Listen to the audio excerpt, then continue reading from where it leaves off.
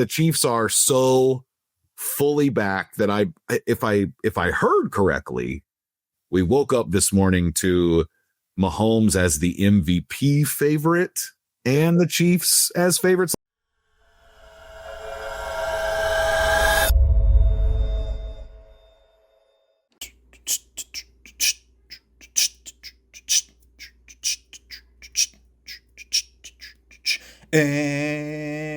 Amateur Hour Chiefs Podcast. Amateur Hour Chiefs Podcast. Amateur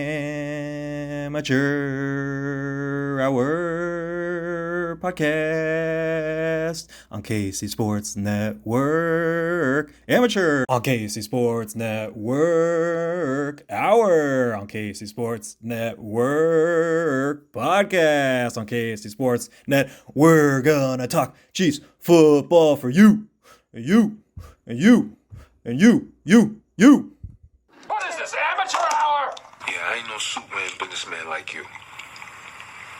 You know, I'm just a amateur, I suppose. Amateur hour Is what's happening. Amateur hour Is what's happening.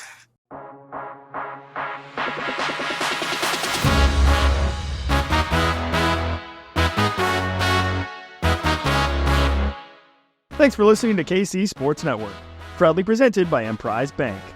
If you're thinking about starting a business or know someone who is, check out Emprise Bank's SBA loans. It's always good to know your options, and they can be your partner in possible. Yeah, that's right, folks.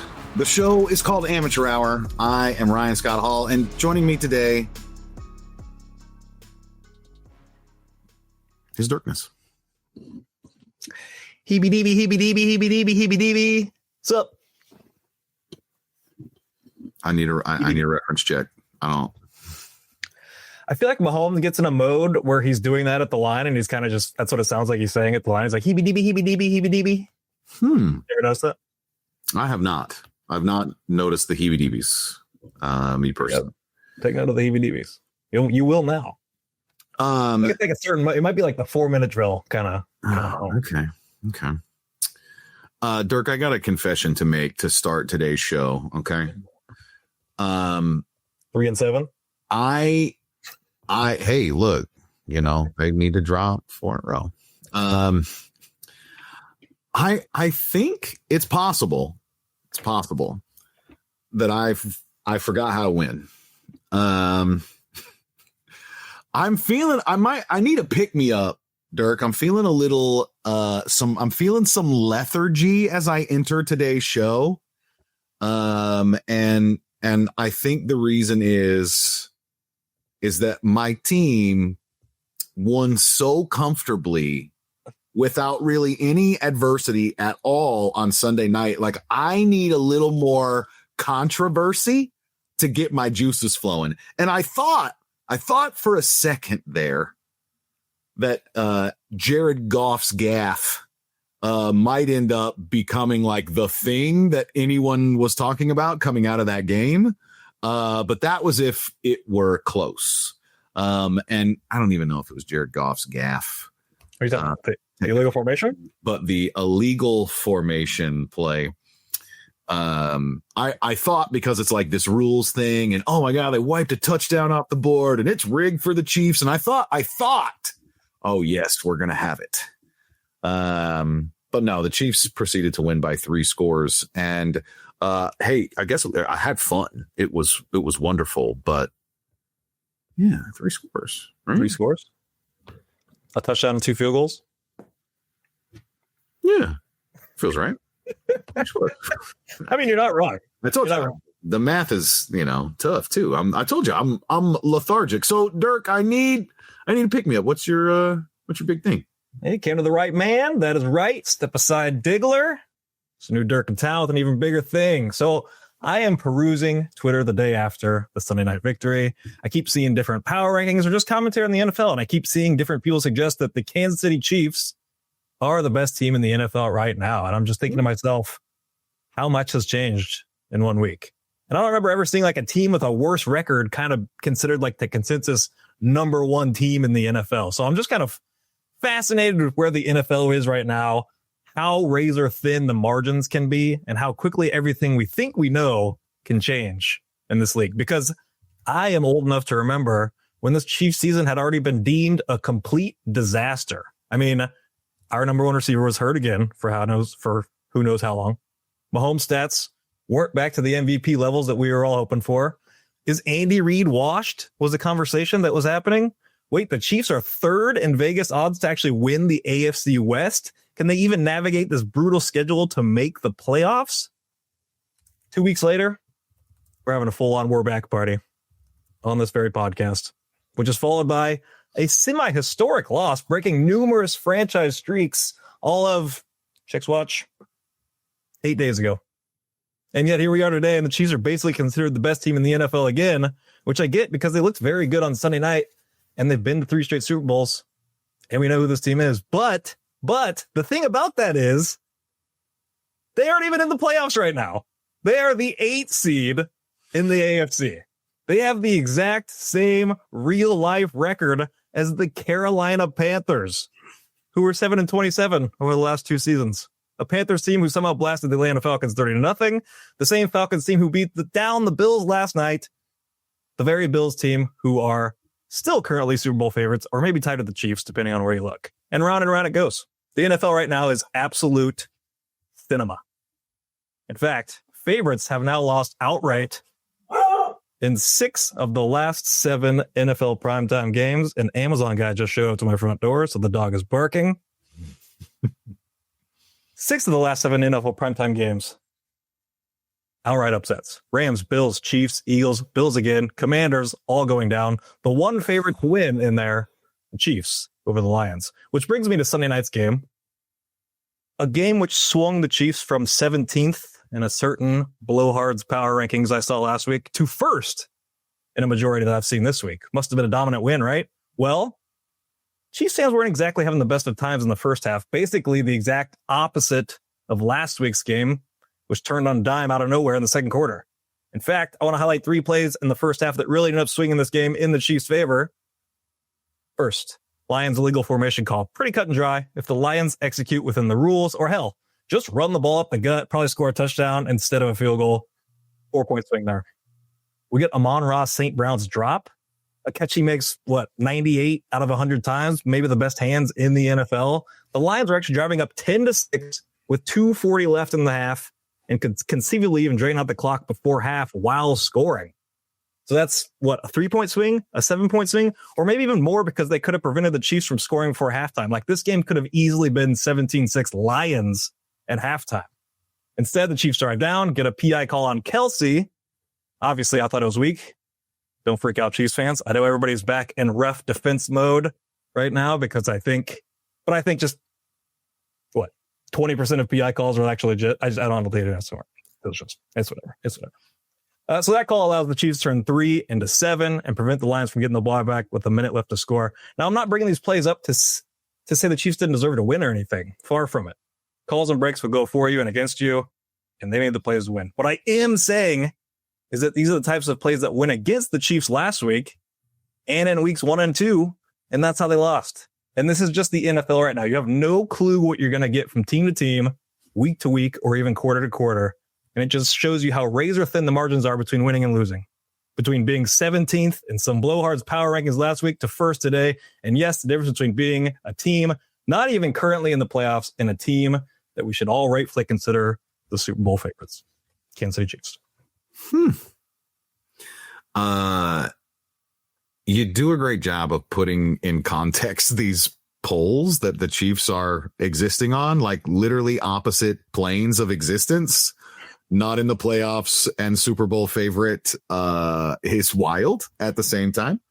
But it made me think as I was listening to you describe some of that the 2025 Chiefs might be like it currently in the process of giving us the best example of their inevitability. We've talked about for years, Mahomes is inevitable.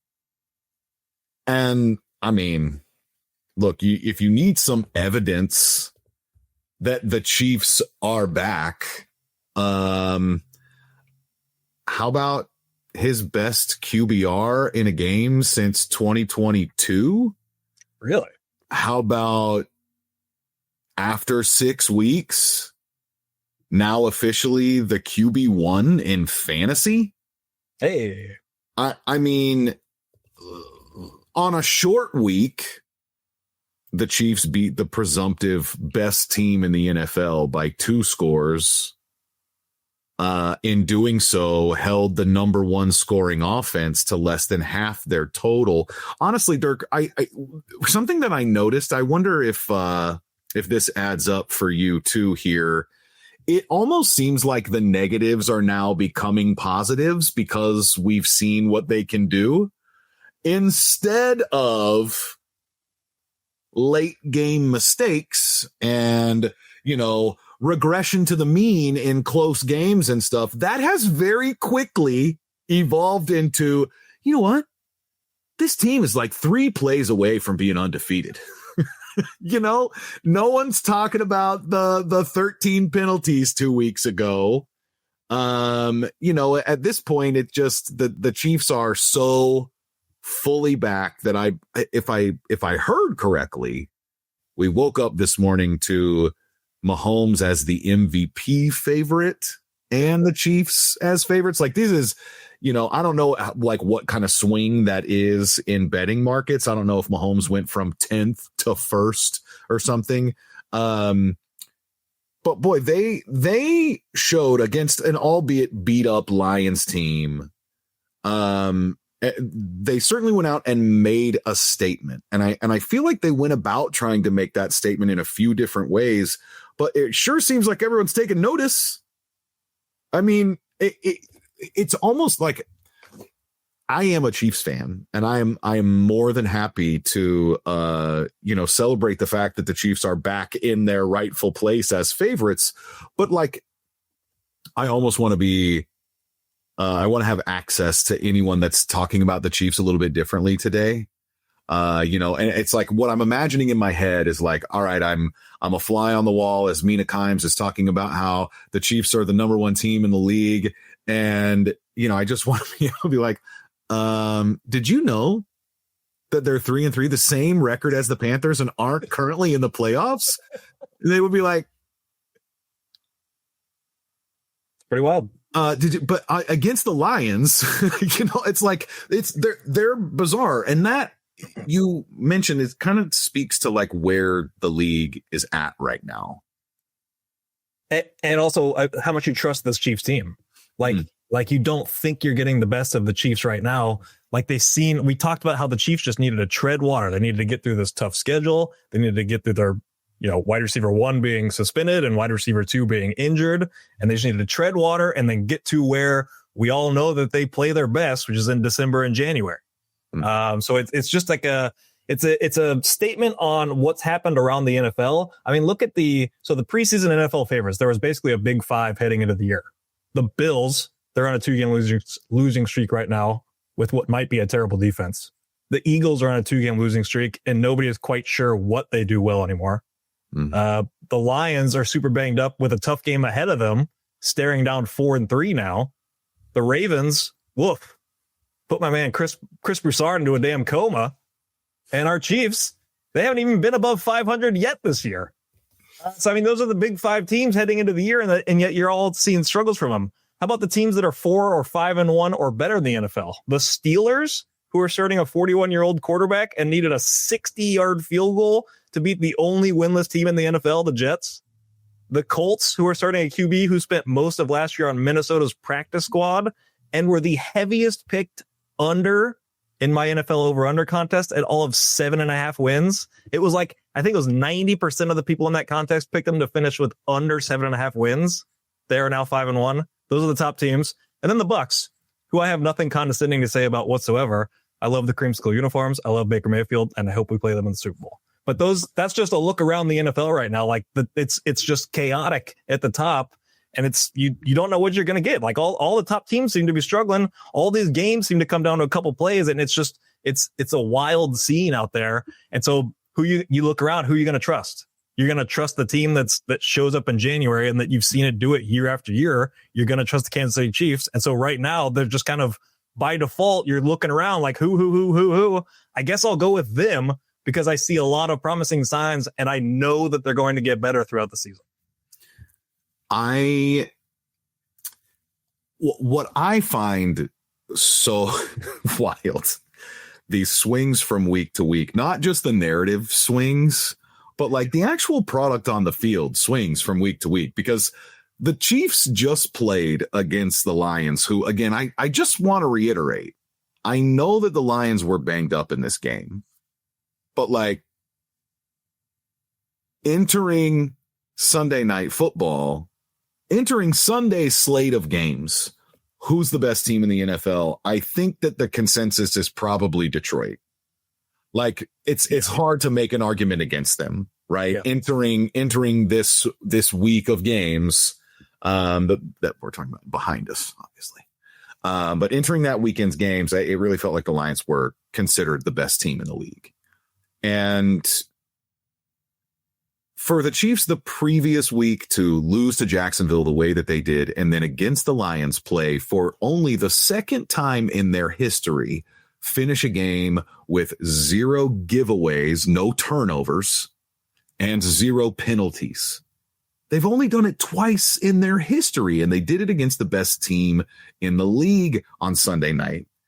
And so I just, to go from the 13 penalties against Jacksonville to a perfect game against Detroit, I don't know how to wrap my head around it. Maybe if we take a break, we'll figure it out on the other side. Who got it? Looking to remodel your home and in search of a top quality company to do the job? Contact Elenco. Since 1986, Elenco has been the remodeler of choice for customers throughout Kansas and Missouri. As a family-owned and operated business, Elenco provides customers top-quality products and unbeatable service straight from their family to yours. From windows and doors to siding, insulation, and bathroom renovations, there's no need that Elenco can't meet and exceed. Elenco only installs products that have proven track records of success, such as the Kohler Luckstone shower system. Elenco's installers are factory-trained professionals who know how to get the job done, not only quickly, but flawlessly. Whether you're located in Kansas City, Topeka, Wichita, or a rural town in northeastern Kansas or western Missouri, Elenco will come to you. Go to elencohome.com for more information. That's ALENCO home.com. Again, elencohome.com for more information and contact them about all your home improvement needs. Chiefs Kingdom, I have got a question for you. What is your favorite touchdown?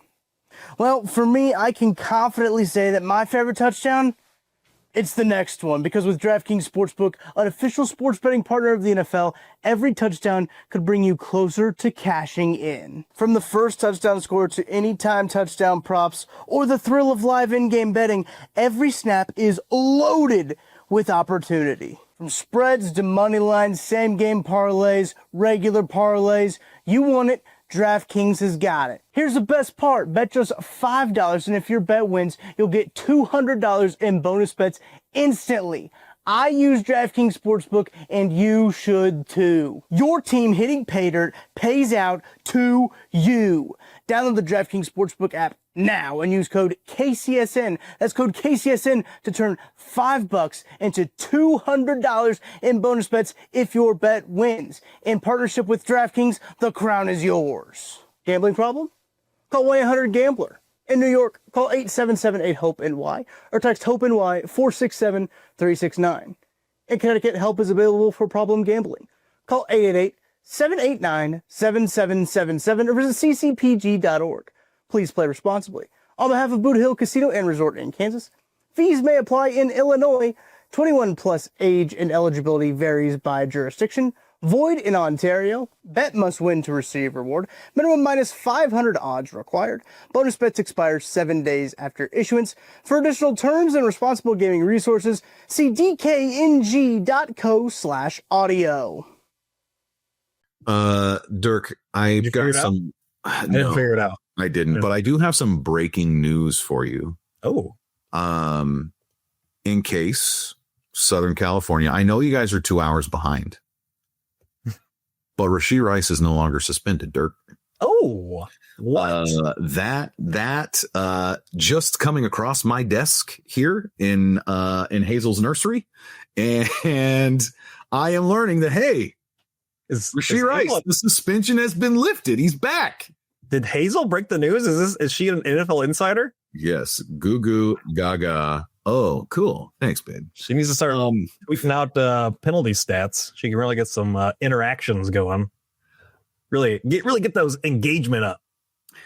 Can I just say, I hardly even remember what it looks like for Rashee Rice to play football. Like, I think I'm literally going to watch some Rashee Rice highlights this week just to be like, oh yeah, that's what he can do. Like, I'm trying to think, like, it's just been too long. There was like the Falcons game where he was dominant last year. I'm just going to pull up the Chiefs Falcons highlights from last year and just like, okay, here's what he can do. I remember now. When he's been healthy, he's essentially been the best player in the league at yards after the catch. In his rookie season, from the time that he, like, his ascension started, when he basically started producing in the offense, whatever week that was, he had more yards after the catch than any player in the league. And even like Tyreek Hill was on his almost 2,000 yard pace at that point.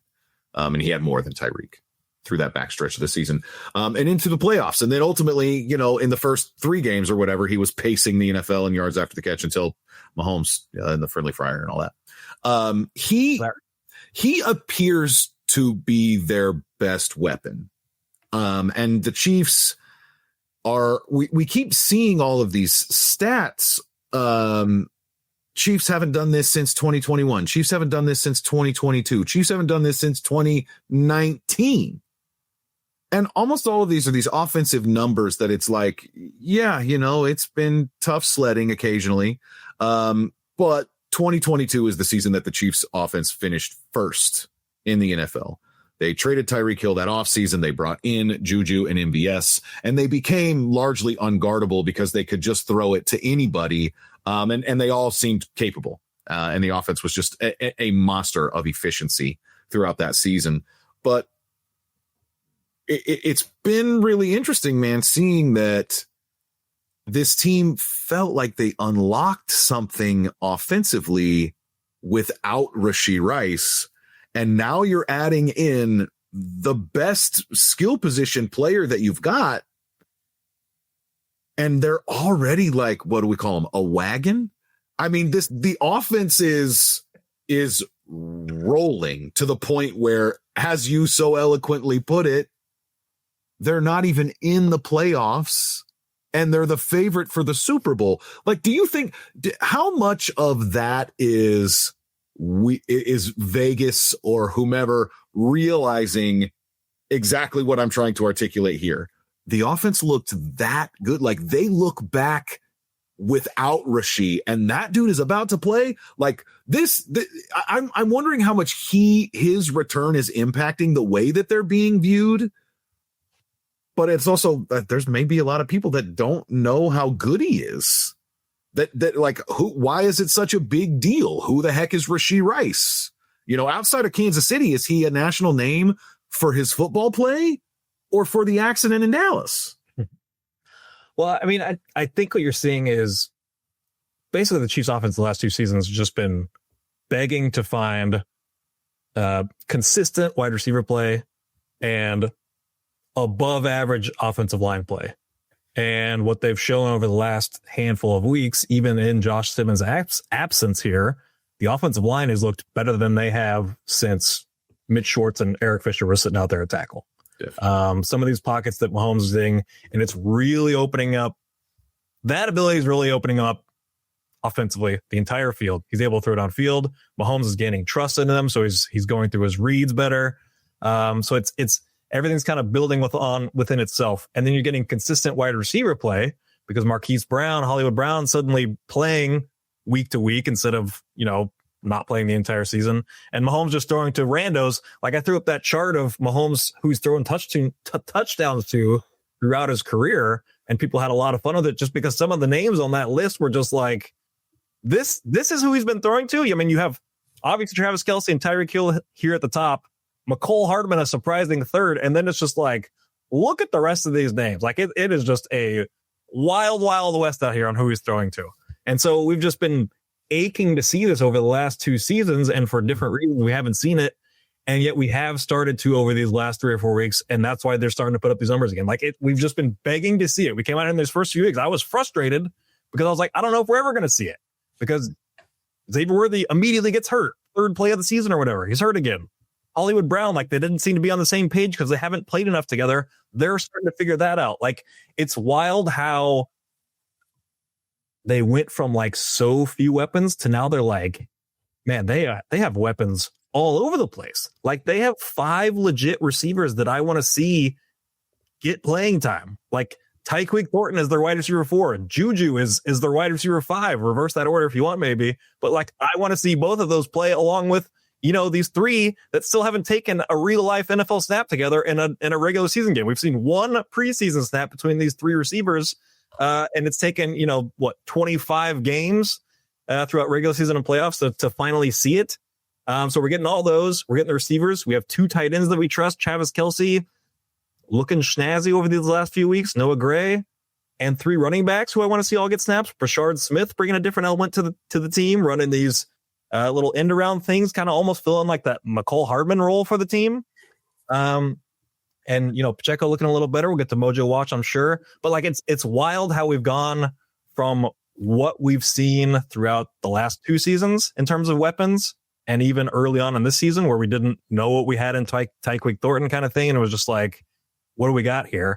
To where we are now, and now we just have weapons all over the field, and it's almost like it's going to be hard to get all of them involved every game. And you know what's crazy? The personnel hasn't changed from last year. Like they're just healthy, available, right? And what is, I think, a really complicated part of this that, we talk about so many different aspects of this team, and there's a lot of different avenues that you can get to this point. But for Rashee Rice coming back, they've already had to release a player. They did so with Jason Brownlee, the guy that caught the touchdown in the preseason and was basically the new Justin Ross jump ball guy, right? So they release him to make room for Rashee on the roster. So you've already done that. But guys, snaps have to change to accommodate the guy that will maybe not immediately against the Raiders on Sunday at noon. Glory. Here's the thing though, man, as he comes in, everybody else's snaps have to come down in order to accommodate him.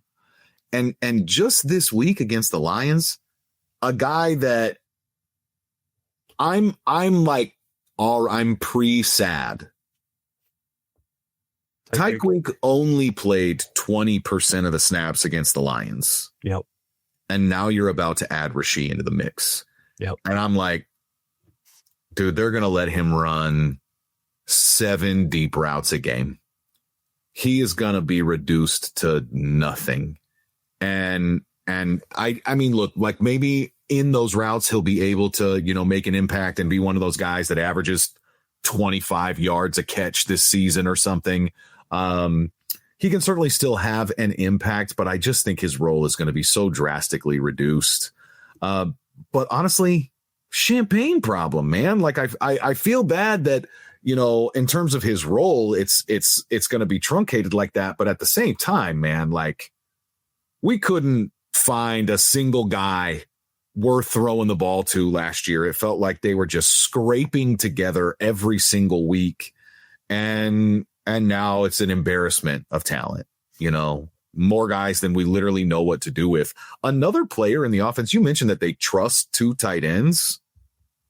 I missed every single one of the 12 snaps that Robert Tonyan played against the Lions. You're telling me that guy was on the field for the offense 12 times? When did any of those plays happen? I have no idea. I'm sure he was blocking for most of those, is my guess. I mean, I saw him out there a few times, but I'm sure it was kind of a run specific set. It was kind of interesting that Noah Gray actually outsnapped Travis Kelce in this game. They really wanted to get into like heavier personnel, which is interesting because the Lions were so banged up at cornerback. You would think that they'd put the receivers out and kind of spread them out and take advantage of that. But they were like, they went kind of the opposite and went heavier and then threw at their linebackers. Like there was a stat going around that they threw at their linebackers a ton in this game. Lots of targets going over the middle and stuff. But yeah, I mean, I was interested to get your thoughts on where, like, what the snap shares kind of look like at receiver, because it does kind of seem like Tyquik's going to be the one that gets squeezed out a little bit, because I think they just have so much trust in Juju and him doing the little things, him operating the screen game, I think is really important. Him helping in the run game, blocking and doing that kind of stuff, blocking people in the back, obviously. So I think Juju will continue to see snaps, which might frustrate some people because he's not as, quote unquote talented as some of these other guys. But I think he's just such a glue guy for the offense that I'm totally down with it. And it's not like he's bad. Like he's just like doesn't have the top end speed as these other guys. But he's really good after the catch and he's still got it. Like I feel like I'm going to say this every week, but Juju's not nearly as old as everybody thinks he is. He's just, you think he's like this 33-year-old receiver out there and he's just not. But that along with Hollywood Brown kind of showing up consistently now, where it was just like, I mean, there's been a lot of criticism of Hollywood Brown and he came through. He's had some really big catches over the last week or two. So he's really showing something. So I would think he becomes like the receiver 3. Like I think they'll probably bring in Rashee kind of slowly. And so it'll be kind of an even mix between the 4 is my guess for now. And then eventually it'll be, Rice and Worthy leading the way and Hollywood and Juju kind of down in that 30 to 40% range is my guess once they get into, 3 or 4 weeks into now when we see like what they really want to do. I think if it were my call, in the immediate term, the first thing that's going to happen is Rashee is probably going to be taking a lot of Xavier Worthy snaps because I want Worthy to get healthy, man. And to be able to just ask him to take a back seat, do some things for us, but not have to be the focal point of the offense. Like keep in mind, folks, the reason that we know that Xavier Worthy is capable of many of the things that he's shown he can do is because Rashee got hurt last year. They put Worthy into a role in the offense that was meant for Rashee Rice, out of desperation, essentially. And because we haven't seen all these guys in the mix together, like I think that there are probably people that are screaming at their radios, or I don't know how people do this. I guess their radios. You think they're listening to us on the radio? Is that what you're thinking? Yes, they're screaming at their radios. How about that one? Back in, I'm not going to land the joke. No, but I think that there are people that heard you say that Juju is going to continue to play and say, no, Juju has been playing Rashee's role. And so he's the guy that's going to lose the most snaps. That's and right. Like, I think that logically that makes sense, but like the part that matters with Juju is, like you said, like he's the glue guy. He's a blocker. He's going to go out there and be physical. He knows how to beat man coverage, which is something that all of these receivers can do. And he is, if nothing else, as long as he's healthy, Juju is consistent. Like Patton knows that he's going to be in the right place. He's going to be there at the right time. He's also going to help everybody else. And on top of that, he's going to catch the freaking football. And all of that, like Mahomes needs that rapport. He needs that safety blanket. And I think that Juju provides something that some of these other guys don't now. And maybe it's very possible that it just does become that like for like replacement. And if that's the case, then, I was pre-worried for no reason about Tyquik. Like maybe he gets to maintain his 20% of the snaps or whatever, and he's got a firm, fixed role in this offense. But like, honestly, I think that it would be worth it for them. Maybe famous last words here, but like, I don't need to push Xavier Worthy into action this week against the Raiders. Like, buddy, you can go play 10 snaps on Sunday. All right. I think we're going to be fine. The excitement of having Rashee back with all of these other players, like, I think we'll be okay. Honestly, you could probably I'm not trying to get ahead of myself, but like you could dial back his snaps for these couple games and see where he's at against Buffalo, and then gets a bye week after that too. Like, it's an opportunity with Rashee coming in to maybe wean Worthy off the snap count a little bit. I don't know. Well, and really, they haven't really featured on that much the last couple of weeks. I mean, we got here after the Ravens game. We're talking about how he looks like a legit wide receiver 1. And he goes 6 for 42 against Jags and then 2 for 20 in this game. And he got a shoestring by Jack Campbell, which I think and a lot of people are like, I thought he was fast. Isn't he the fastest guy in the league? How'd that white guy catch him? It crossed my mind. I mean, but like, I don't know. I think he's not the ankle. He's, has been kind of playing through it, is what it seems like to me. Obviously the shoulder, has still got to be hampering him in some type of way, but at any rate, he just provides so much value and speed and opening things up. Like, it's when you're using Juju, it's not like you're, got Watson and Rashee Rice and Juju out here. So you're just like, everything feels so slow, and Kareem Hunt in the backfield is just like, man, this offense is slow now.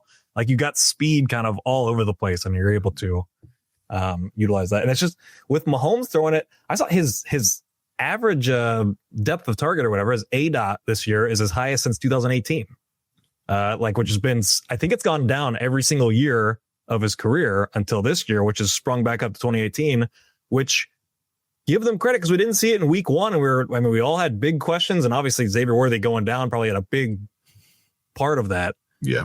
But they have stuck to their word this time, and they are pushing the ball down the field. We didn't even see it this week, really, but it's still the threat of it, and seeing at least some success with it. It just opens up everything else. Now Travis Kelce works. Now the screens work. The run game slowly starting to come around. It's just that just kind of bleeds down into everything else, but they couldn't do it because they didn't trust the offensive line, didn't trust the receivers enough. And so now that's, I think, what people are starting to see. They're starting to see these pieces kind of come together, and now they're like, okay, it might start to look like the Chiefs' offense of old. It's like it's all connected in a circular, right? Yeah. Doing the bull dance, feeling the flow. Let's take a break, and I want to talk about the Chiefs' secret weapon on offense when we come back. I'm Brett Goodwin, one of the owners of The Learning Tree. The Learning Tree is a neighborhood toy store in Prairie Village, Kansas. This has been here in this location since 2000s, and my husband Alan and I purchased the store in 2023. Alan and I grew up in families where we've always wanted to have a business together. Alan grew up, for instance, his parents had a jewelry store. I worked in a local toy store here in Prairie Village when I was growing up. When this opportunity happened in 2023, we knew right away we wanted to contact them and pursue the store. We wouldn't have been able to get the store without the team at Emprise Bank. From the day we contacted them, they knew what we needed to do, which was very helpful. I would absolutely recommend the team at Emprise Bank to anyone looking to secure a business. We worked with Emprise from day one. They were extremely helpful. They were always great resources. We talk to them frequently. They know the area. They're very friendly. We know who we're going to talk with, and they know what we need to do. We hope we'll see you at the Learning Tree. I know you guys want to hear about the secret weapon, but first, I got another secret for you. Chiefs fans, did you know you could be on the field at the 50 inside of GEHA Field for the official coin toss at a Chiefs home game this season? All you got to do is visit chiefs.com/GEHA right now. You can enter to win a chance to be on the field for a once-in-a-lifetime view of the pregame coin toss. Plus, you can score other exclusive prizes. Enter for a chance to win at chiefs.com/GEHA. And remember, folks, GEHA is the proud partner of the Kansas City Chiefs. Dirk, the Chiefs have a secret weapon on offense. Tanyan. And honestly, I don't know if it's a good weapon or not. But so far this season, I feel like one of the biggest differences that has made the Chiefs offense go is Patrick Mahomes taking off and scrambling. He has been so aggressive about taking off and getting whatever the defense is giving him on the ground. I think that everybody is probably starting to get a little bit tired of the physical punishment. This week against the Lions, there was really no sideline stuff. It was pretty much every time he's in the middle of the field, and it started getting closer and closer each time. And look, some of that scrambling is why he is, QB1 in fantasy. And it's why the Chiefs have been able to scrape and claw through some of the frustrating moments as they've been trying to figure themselves out offensively. But I don't know, man. It really felt like he was quick to bail in this game to me. And I wanted to ask if you felt like it had potentially anything to do with Josh Simmons being out. It's not meant to be commentary on his relationship with or lack thereof, like Jaylen Moore or anything like that. It's not Josh Simmons over there. And so maybe I've been even told to just kind of have a quicker internal clock tonight, the return of Aiden Hutchinson. And he's one of the few guys that plays all over the line, so he could just decide if he wanted to match up with Jaylen Moore. I don't know, man. The scrambling with Mahomes, it's almost like the secret sauce right now. It's definitely a hidden metric or whatever that keeps the chains moving and stuff. I don't know how I feel about it. I don't know. I'm still pretty uncomfortable with it, frankly. Well, he's definitely taking too many hits for any of our comforts. It's the absolute one thing that we cannot have happen is him going down, obviously. We even got the return of the awkward slide from early on in his career where it's just like, Mahomes, don't play baseball. Yeah. The guy could not. Didn't your dad teach you a thing or two? Shouldn't the sliding have been early on?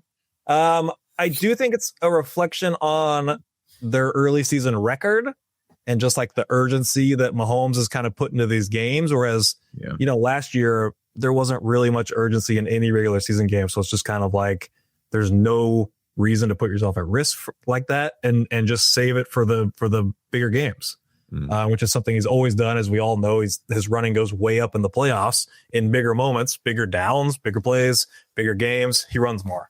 I think this season just kind of became that because of the 0-2 start and 2-3 start, and he kind of felt pressed that the team needed to win, so he's kind of gone to it. So I would expect those numbers to regress down quite a bit.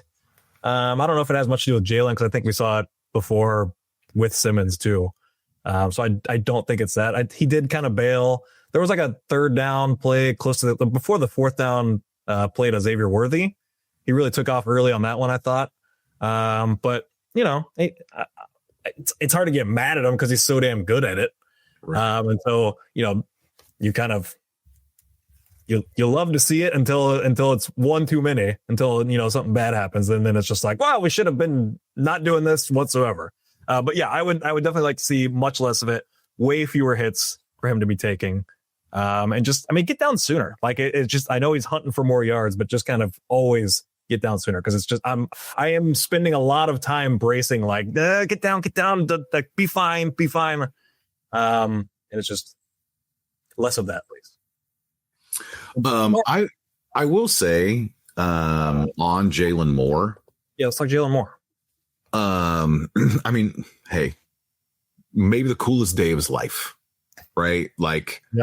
Has a baby in the morning, gets a phone call. Hey man, you got to start. And then goes out on Sunday Night Football and has a really fantastic game. Something that stands out to me, just an observation after the fact.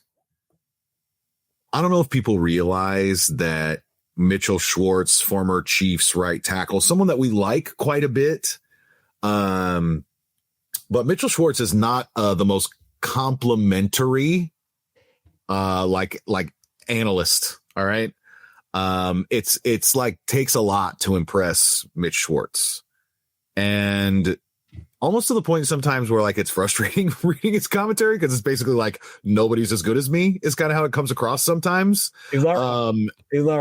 But what I found really great during the game, Jaylen got paid to be the starting left tackle, not the swing guy. KC didn't know in early March that they were going to be able to take Josh in the first. He's played great so far tonight. Some really nice close-ups there of him using his hands exceptionally well and replacing on Hutch's chops. I mean, honestly, just hearing or reading Mitchell Schwartz be complimentary of Jaylen Moore, I mean, I'm just like, okay, you're certified now. Like this dude that just never seems to have anything nice to say. It seems like he really went out of his way to compliment Jaylen Moore. And maybe this is like the offensive lineman fraternity situation. This guy's put in a really hard situation, right? Had very little notice that he was going to start, does not necessarily prepare as a starter. And he certainly got the distraction of having a brand new baby. Having recently gone through that pretty emotional day, even if it's his third time, I'm sure, there's a lot of emotion running around, and then having to try to channel all that into Sunday Night Football. Impressive game from Jaylen Moore. Didn't hear a peep about him really all night, except for, all the soliloquies from Collinsworth. Yeah, I thought he had a couple tough snaps early on. Like they showed a replay where he gets beat like right away. And then a run play where I thought he'd miss someone. So I was kind of like, oh man, he's struggling out there. And then the rest of the game, all I saw was compliments on him. And I never saw him make any mistakes really again the rest of the night. So especially when you're going up against a guy like Hutchinson, I think he had a lot of help out there. So the Chiefs were ready to help him out. But I mean, you have to say a bang up job. I don't know if it was worth every penny like people were saying necessarily, but it's really nice to have, and it saved them this game, that's for sure. A weird situation with Josh Simmons. It's kind of weird to even talk about it, but I am curious like what's going on, because it seemed like there was like a cloud of mystery around it. And so I don't really have much to add, but I hope that I don't even know. Things are okay. Like he went out to California with the personal matter, and then it seems like everything's just kind of gone dark since then. So that's kind of weird, but weird that we not getting any updates about it. So I hope things are good there and that he comes back soon. But it is good to know that we have a very competent backup while he is out. And so I thought Jaylen Moore did his job and then some. You just kind of spun me out, like thinking about Simmons. I hadn't really like assessed that situation, I guess, at all. And I saw people sort of speculating before the game. Somebody somewhere along the line tweeted that they were hearing on the radio, I'm assuming from the Chiefs broadcast, that it was a family emergency that took him to California. Front of mind, Chris Jones recently having a similar situation. You hate to think that, it may be somebody on their deathbed or has already passed or whatever. You certainly hope the best for him and whatever situation he's found himself in. But yeah, man, I mean, I really do think you make a great point with Jaylen Moore that like, it's almost like, hey, Josh, take your time. Like we want you here, but if you've got something going on, take care of that so that when you come back, you can do so, whatever, clear eyes, full hearts can't lose, right? Like we want you to be able to be here instead of being here physically, but being somewhere else mentally. Yeah. And it's, I mean, us speculating doesn't do any good. It just seemed like the reaction to it was weird, that it doesn't seem like it's going to be like a short-term thing. Like it might happen for a little while. Like he might be gone for a little while, which is just kind of weird. But that's really all I got on that. Do you want to flip to this defense? Well, it's real quick on Pacheco. Sorry. Pacheco mojo. I think he's starting to feel it. Pacheco's starting to feel it. And I think more importantly, the Chiefs are slowly starting to figure out how to use him. I saw a stat today. Pacheco is averaging 5.2 yards per carry under center and 3.6 yards per carry in shotgun. And the yards before contact difference of 2.4 versus 0.87, which is basically the same as the yards per carry difference. Like he's kind of doing the same no matter what, but he's getting, a yard and a half better blocking under center. And there's I think the Chiefs are slowly starting to figure out that they need to call more under center runs, and it's opening up the run game.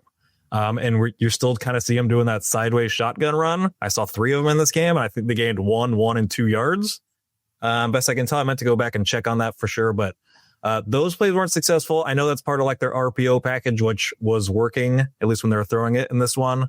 So those are still, I guess, provide value. I guess that's the only explanation I got. Those runs never seem to work, but when they're getting under center and handing the ball off to Pacheco, it is working. And so that is very good to see, because the running game has gone from god awful in the first few weeks to actually figuring some things out these past couple weeks. The RPO part of it is interesting to me. That's what I hear them say, which I think they're kind of using that fake to carry out and then hit throws off of it. So they have to have that play available. At least the threat of it somehow. Do you have to hand it off for people to believe that you might on these RPOs? Like, they're just pass plays that start like this. That's all it is. It's just, and if you're under center, your hands are, down there anyway, kind of, right? The mechanics are kind of similar, but like I listened to Andy's Monday presser, which is always fun because it's just him and the reporters. And Andy's like, look, I called some runs, but Pat chooses, what happens on these plays. That's the beauty of the run pass option. I'm like, Andy, I called some runs. Sure you did. But Nagy overrules me and he calls a pass. Not my fault. I certainly don't long for the days of old when week after week after week we're screaming about why are you running horizontally with Clyde out of the shotgun, and we're gaining -1 yard per play on these things. And like something that what I was thinking when you were talking about Pacheco, I'm like, my first instinct was maybe Pacheco is better when we're running under center because it's just like see hole, hit hole. But here's the thing, man. I actually feel like some of these under center runs have made him more patient somehow. I saw Pacheco actually like make a move into a hole. Like I said, that looked like a running back. that looked like someone that gets paid to run the football in the NFL and not just, the water boy with a head full of steam. I fully agree with you that it feels like the stock is up on Isaiah Pacheco. They clipped me saying that Pacheco might be back last week. I don't know what it means. He still has the goal of running for 1,000 yards because that hasn't happened yet. I think he was at like 9 something in his best year here. Yeah.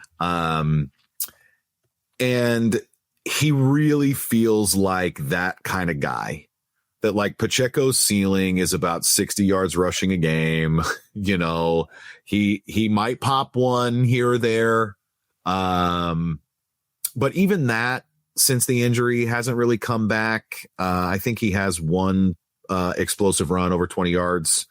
But man, he really felt like it was just like the momentum was always there for him to be able to break along one. And you were always just kind of waiting for that moment to happen. And I am not like on the edge of my seat when they're handing Pacheco the ball anymore. But the vibes do seem like they're pretty good. They're certainly better than they were even just a couple of games ago. He's starting to feel himself a little bit. Yeah. All the way into after the final whistle, helping his boy out in a fight. That's some mojo. That's some. We're seeing signs of mojo every single week. It's good to see. All right, let's do some defense. Who do you want to talk? Well, look, we can maybe just start with Jahmyr Gibbs. 18 touches for 65 yards. I think widely considered like one of the most dangerous players in the league right now. Yeah. The Lions are certainly a run first team. And if we're just looking at that Sonic and Knuckles combination of Montgomery and Gibbs, they had fewer than 100 rushing yards combined.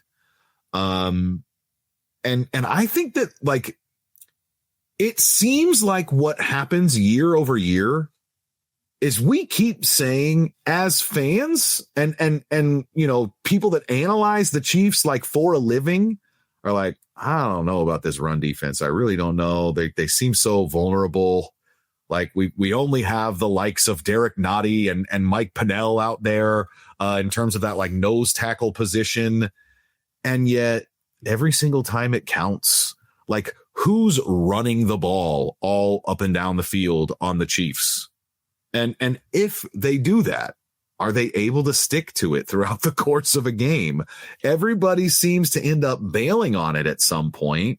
And it's not always because the Chiefs offense is scoring so many points that like you're forced to abandon the run.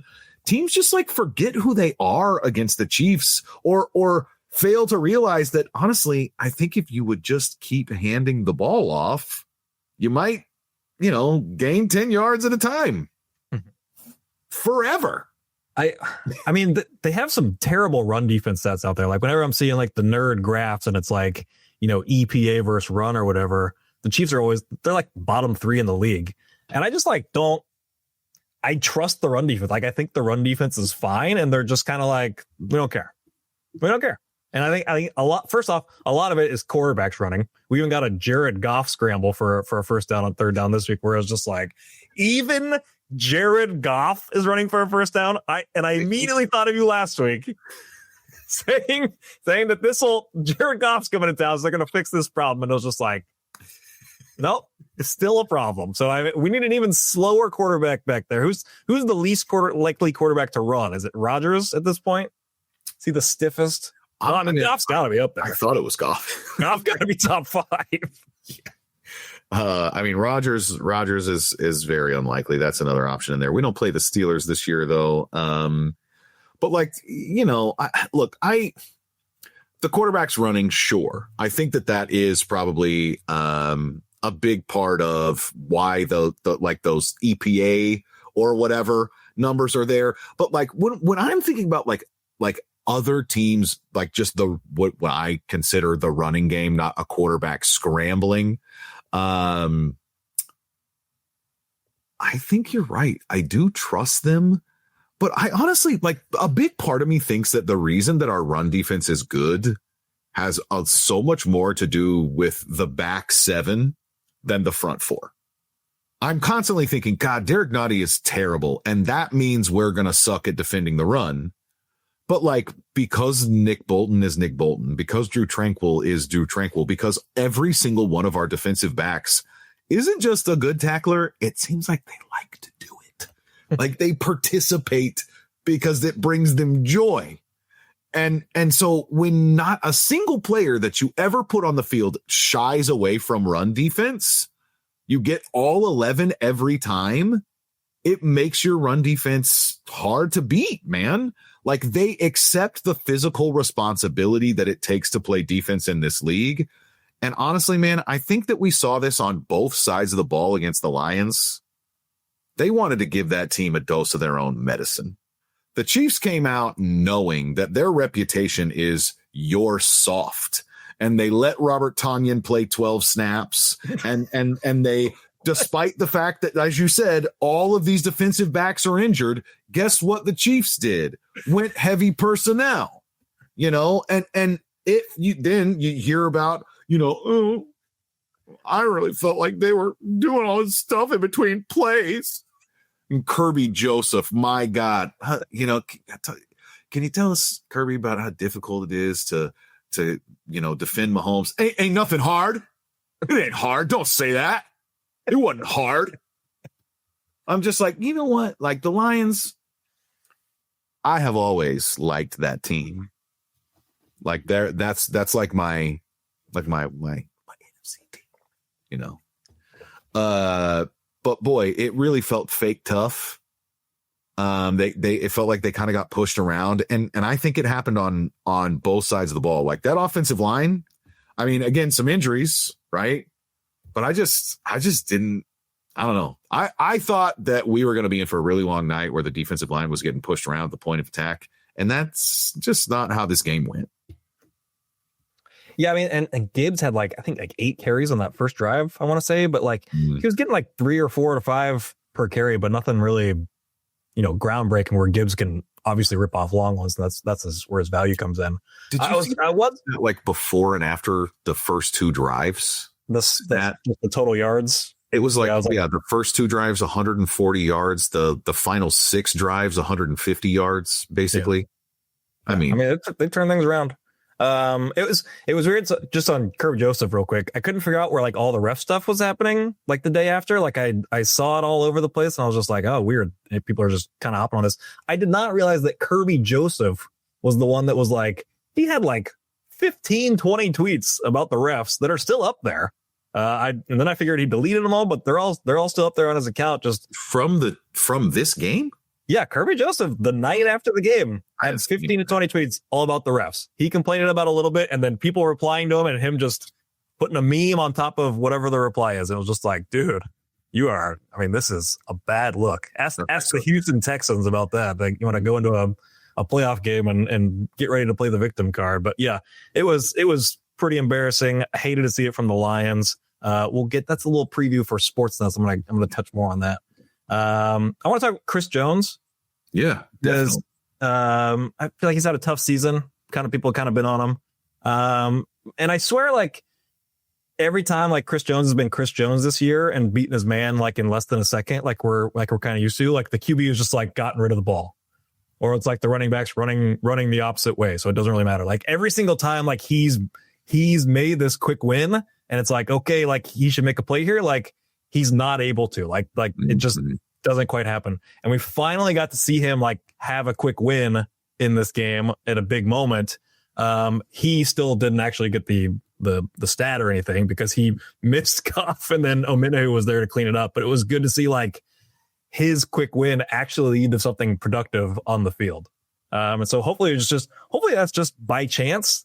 I don't know if that's just he's not getting secondary help where he has a quick win, but there's not a second guy there to help out. And you can kind of just escape from, roll out from him a little bit, or just kind of dirt the ball real quick. But if you had that secondary guy coming, then someone could make a play kind of thing.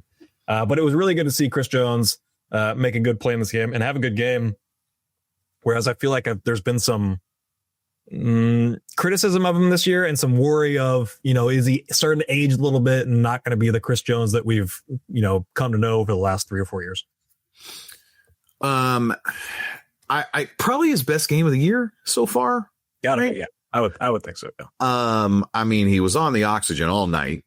It seemed like every time they showed him on the sidelines, he's got the mask on. Mask up. I'm not trying to be a jerk, but best game of the season ain't saying a whole lot. I look, I'm trying to make light of a situation that is pretty bad. In my estimation, it kind of feels like 2025 Chris Jones might be 2024 Travis Kelce to me.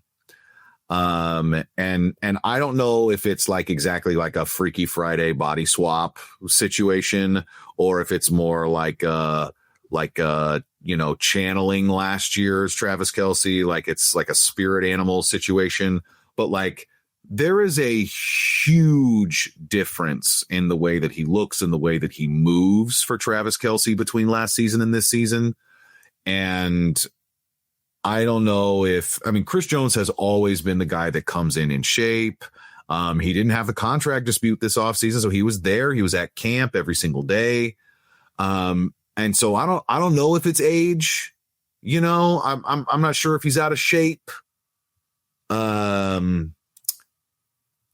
Chris Jones just is not making the same impact that he has in the past. And I don't think that necessarily has to be something about him, because as he aged, I'm sure that the Chiefs' plan was to be able to, with their draft picks, a George and a Felix and an Omar Norman Lott and an Ashton Gelati, that all of these guys, as Chris is aging out and his production is declining, those guys are coming back around him, and the talent is evening out and the production is evening out. And it hasn't. I mean, in some ways, and I don't know if this is a Brett Veach point or it's like a coaching point in terms of like talent development, but in some ways they failed Chris Jones. They haven't put the right pieces around him to make his job a little bit easier. Chris Jones should not be playing 80% of the snaps. I mean, you're paying him a ton of money, and so like there is a certain expectation there. But like I think he plays gassed because they don't have, the right talent out there. And maybe I'm going too far. It's possible. I've been frustrated with the defensive tackle position specifically, that like we pay him all the money, so everybody else is going to be league minimum. We're just not going to try at the position, really. It feels like they've punted on it outside of Chris Jones for a few years, and they got really lucky with Mike Pennell. And right now, it just feels like they don't have a usable defensive tackle outside of Chris Jones, that everybody else is just the lowest of the low, and they're eating up space, and that's about it. Well, and I think you're skipping over Tershawn Wharton a little bit. I think he's provided a lot of juice on a cheap contract. Again, undrafted guy, Fair. Well, but I mean, they're also like not, I guess that defensive tackle are not really throwing much capital at, but I mean, defensive end, they're putting lots of capital at, man. They got 3 veterans on contracts. They got a 1st-round pick, a 3rd-round pick this year. So, I mean, there's different spots there. But this, I mean, he is 31. He's 31, and he's an old 31. I mean, he's playing deep into the playoffs every single year. So, I mean, he's got a lot of mileage on his body. So it's not like, if he is like not at his absolute peak now, it's not like it's a bad thing. He's just getting older. So, but it is kind of similar to Travis Kelce, where it's like, okay, we're not going to use Travis Kelce as much this year. We're going to kind of save him up. But then all the receivers got hurt, and it's like, okay, sorry, Travis, we're going to have to use you a ton. Like, sorry, we know that wasn't the plan. And also like, we want Chris Jones to be at his best at the end of the season. And so maybe that's kind of it. So kind of ramping up throughout the season in terms of like conditioning or body or whatever. Elsewhere, Noel Williams back in the fold and another great defensive game, which is now basically our 4 best defensive games. He's played that cornerback 3 position. Not in the inside, but coming in the outside, pushing McDuffie down to the slot. And then the 2 bad defensive games, he's not playing, and Jimmy Cherry comes into that slot, and whatever. I mean, but I think basically everybody listening knows the story now. Everybody seems to get it except Spags, so it's kind of weird. Hopefully Spags is coming around now, but 39% of the defensive snaps this week. So clearly back as that cornerback 3. Noel looked really good. And I saw a L'Jarius Sneed comp from someone, I want to say it was Matt Lane. And I was kind of thinking he's the next Charvarius or L'Jarius. And I think he's ready to join Arius Nation. We got Charvarius, L'Jarius. And so I was thinking, how about Noel Warius? Because those receivers aren't going nowhere.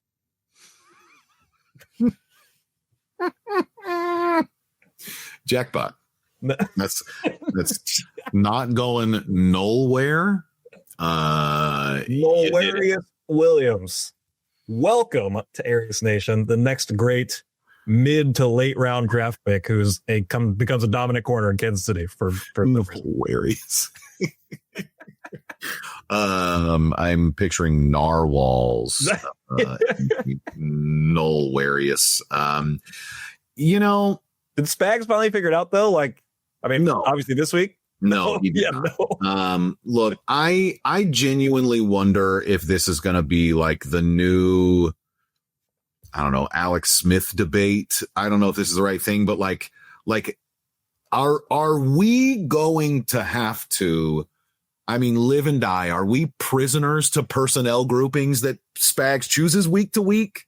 Like, I don't think that Spags is saying, I don't think he came into this week and said, you know what, I'm just not going to let Chamari play in the slot this week. I don't think that's the game plan. I think that what they're doing is it's not the right word, but it's what comes to mind. It's reactionary. They're allowing the offensive personnel to dictate how they line up defensively, which I think is kind of how defense works a lot of times. You might find a matchup when they put two tight ends on the field and you say, I don't need to stay in my base defense. I'm actually going to bring a safety on because I like the way that they do this, that, or the other, right? It doesn't have to be this automatic, there's three receivers, so we have to do three corners. But whatever they figure out in their game plan, I think that if the offense goes with this package, then the defense goes with that one. And this week, we just got the Noel Williams package instead of the Chamari Connor in the slot package. But I don't know, man, because he played 100% of the snaps again, despite playing the fewest number of snaps in the slot that he has this year. Some interest. He's clearly the full-time safety, and Jaden Hicks was down real though, like 10 snaps or something. 20% of the snaps on the day for who is supposed to be the Chiefs' third safety. And gosh, I mean, if you all the way back through Bob Sutton, the Chiefs have played their third safety more than 20% of the snaps, like with consistency. And so that's interesting. I don't know if Chris Roland Wallace is taking some of his safety reps right now. A little bit. He didn't play a lot, but enough.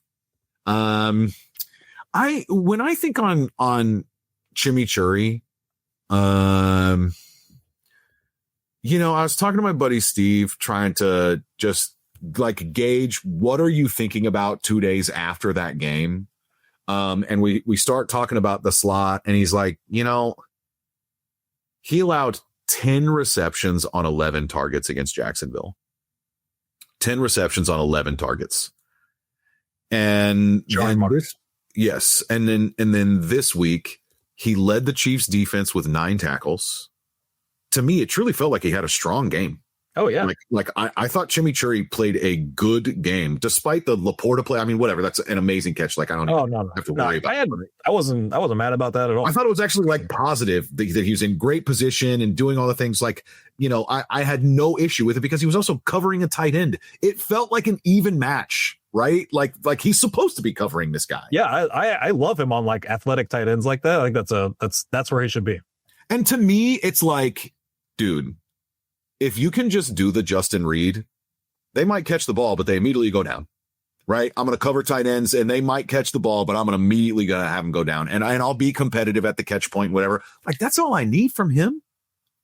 But when he's able to play the back of the defense, when he's able to come downhill, when he's, in some ways a glorified linebacker and never in man coverage on a true slot receiver, I think this is a very useful player, right?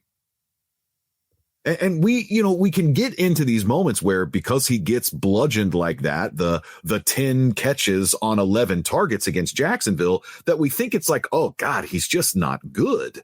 You got to hide him. You got to put him somewhere else. But that's really not the case. It almost feels like some of the things that happened to him are purely based on a bad assignment and not like bad technique or being out of position or making a mistake. It's like, no, he got asked to do something that he shouldn't. Absolutely. And that's hard to say about Spagnuolo, but that's kind of how it feels sometimes. And I don't have any like reason to say, ooh, like I'm going to be the savior for Chamari Connor. Like we're not cousins, okay?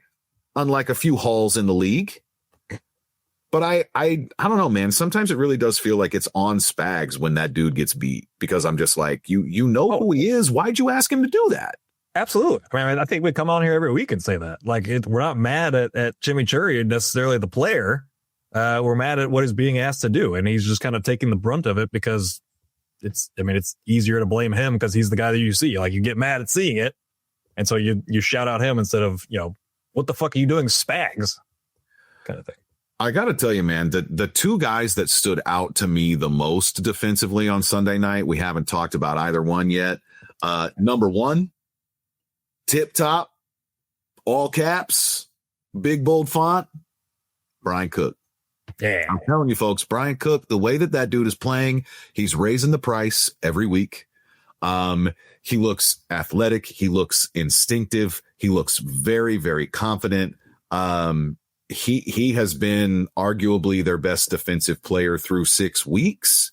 But certainly in the last 2-3 games, like he's just everywhere. And after week 1, remember, I think he had a pretty tough week 1, and we were kind of came on here like, we kind of did, what was it? Panic button, panic meter, panic watch, whatever. But we were talking about the safeties, like, cause they had a really rough game out there and he was part of that. And we're just like, man, do we know if any of these safeties are good? And I think since that game, Brian Cook has just put forward 5 really strong games. So that's really good to see. Brian Cook's been really good. The next guy gotta be Leo. It's 100% Leo. And God, man, he may have played the most snaps he ever has. He was at like 75% of the snaps. I think that which is where those snaps from the third safety went. I think Leo's just out there playing possibly just because they were watching that run game the entire time. I think that like the book on linebackers in the league now is that it just takes a while. It's hard to play that position. There's so much that you got to do. And I can't remember who it was. I want to say it's Nate Tice, but somebody, put something that I think we all realize, but like put it in such a succinct way that like to be good at linebacker in this league, you have to be 2 different players at the same time. Like to have to be good in coverage, to have to be Fred Warner in coverage and Nick Bolton against the run at the same time. Like it's just really, really, really hard to do. Yeah, but there's not many of them. I mean, if you go down like the list of like the top linebackers in the NFL, which is why Nick Bolton always kind of gets thrown in there because he's kind of a big name and he does make big plays. So people are just like, well, I guess I'll list him next as like the 5th best linebacker in the NFL. Like you see that on lists all the time, even though you kind of get games like this where Nick Bolton was definitely getting picked on in the passing game. And it's just, I mean, he has kind of a weakness, but you also I saw a stat that he had three stops on running plays, which is, for 0 yards or negative yards, I should say. So it's kind of a classic Nick Bolton game where you get him good against the run, but struggling against the passing, which the Lions were clearly kind of coming out. You see teams do quite a bit. Like we're gonna find him in zone coverage and pick on him, which is just something that Chiefs kind of have to deal with, which they did adjust to. Well, tying it back to Leo, I think that the light's coming on, both for him as a player and for the team about the ways that they can use him. I don't know what he can command financially.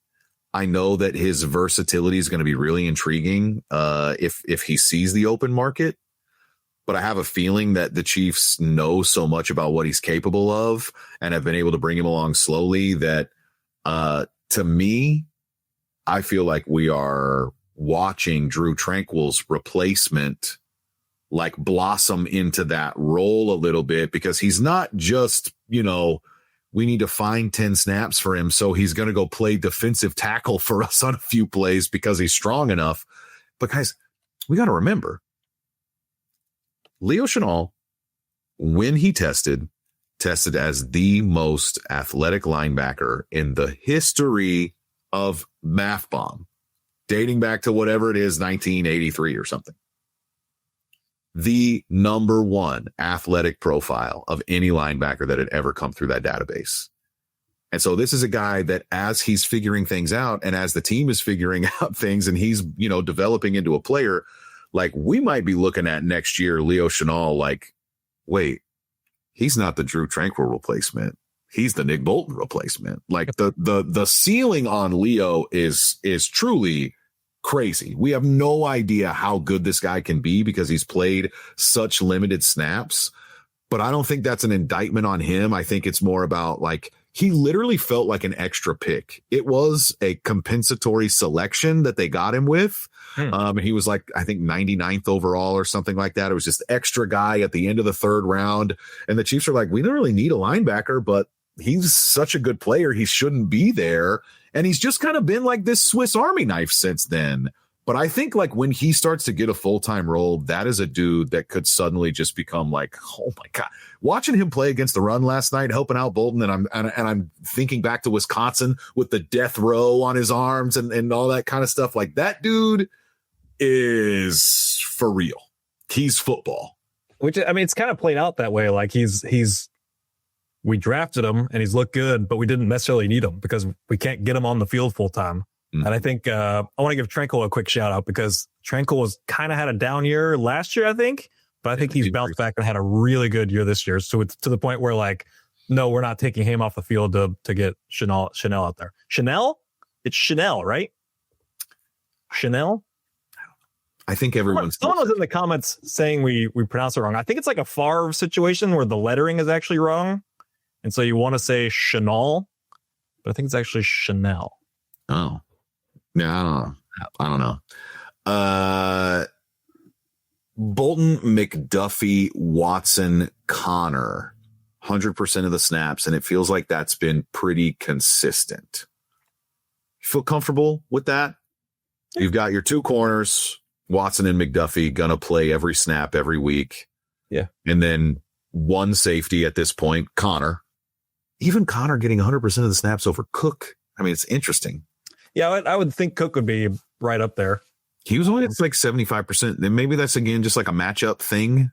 Interesting. Yeah. But I think Chris Roland Wallace is like throwing some wonky stuff in there as far as that safety rotation.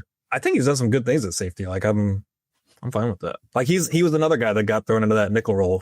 It just wasn't built for it. Yeah. I have some conspiracy couch if you wanna visit. We're running pretty long. I know. Harry? Yeah, I guess we haven't talked Butker at all. Missed a kick again. But don't let my man get hot.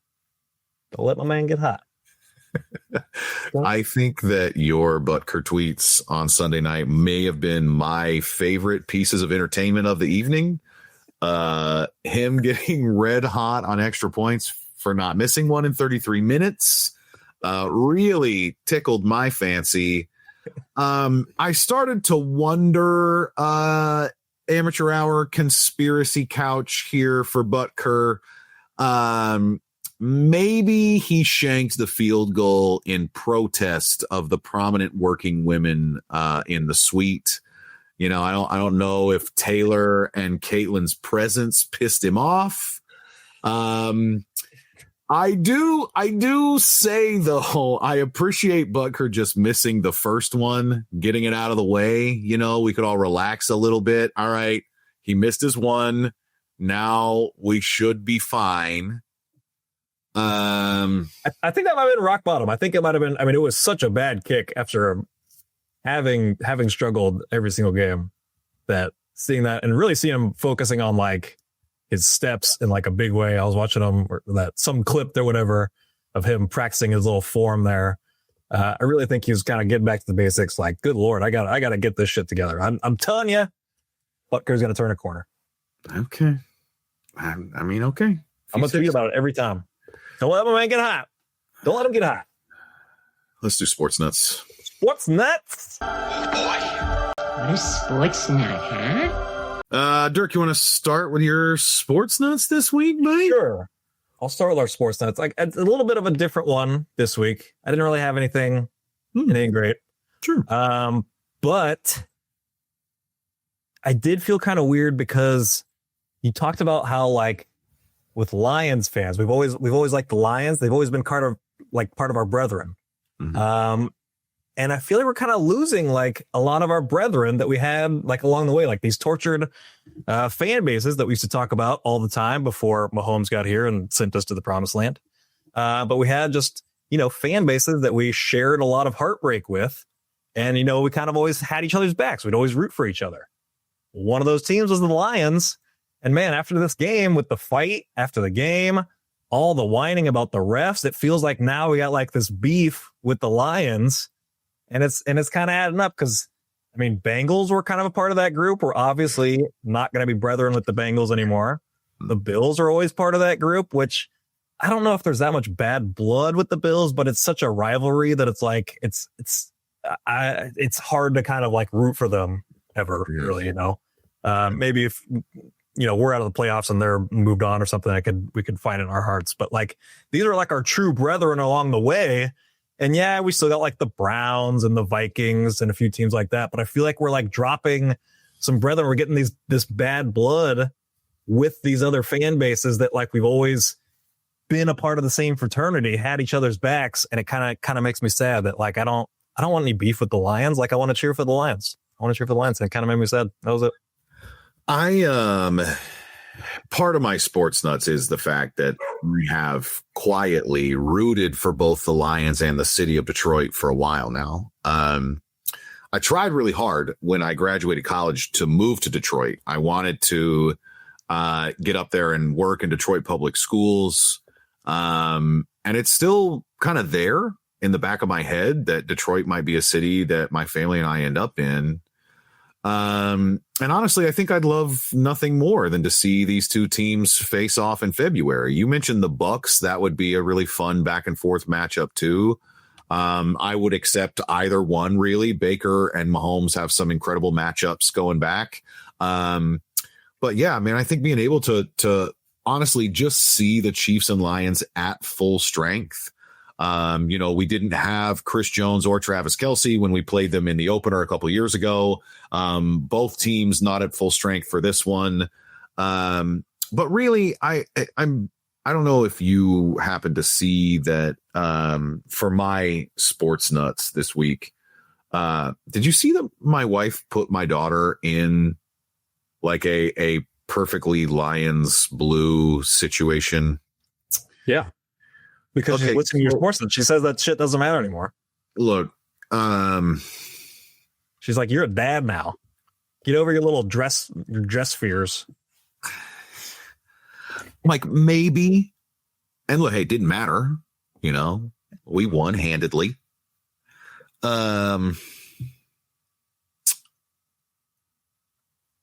It's not that my wife. You guys break up or something? No, it's not. It's not that our marriage came to an end. This is my sports nuts. No, this was a tepid one. I mean, honestly, it's just that it's not that my wife doesn't like football. This isn't therapy, Ryan. I think she's just a hater. Like, I think that's what it is, that she just likes to give me a hard time. And so she finds whatever ways that she can to do that. And, I care about the Chiefs as much as I care about just about anything. So I'm kind of like showing her this place where I'm vulnerable, that it's like, you really want to get under Ryan's skin. You can talk about the Chiefs, right? I will say that, in the blue of it all, where I was feeling anxious because my wife was doing this, I looked down and realized that I was drinking a pure LaCroix, which is a light blue can. And I'm looking up and Butker's kicking off and I'm like, oh shit. And so I slam my sparkling water and I go into the kitchen. I put it on the ground. Sparkling water? And I crushed that can, stomped on it and smushed it. Wow. Okay. We stomp on it and smoosh it. Did you bully it? Did you bully the can? The reason that I did it is I'm like, you know what? I'm not doing this blue stuff. All right. I'm not doing this blue stuff. I'll show you, Lions. Smash that can before your offense takes the field. And the rest, as they say, folks, was history. You're welcome. I crushed that can and the Chiefs crushed the Lions. And that's how Sports Nuts works. What'd you grab? Some purple stuff? You remember that from the old Sunny Delight commercials? Well, we got some purple stuff. Oh, Sunny D. Also, you drank some Sunny D. Before we go, I do want to say this has been another episode of Amateur Hour. I am Ryan Scott Hall. He is his Dirkness. And now and always, fuck the Raiders. Oh!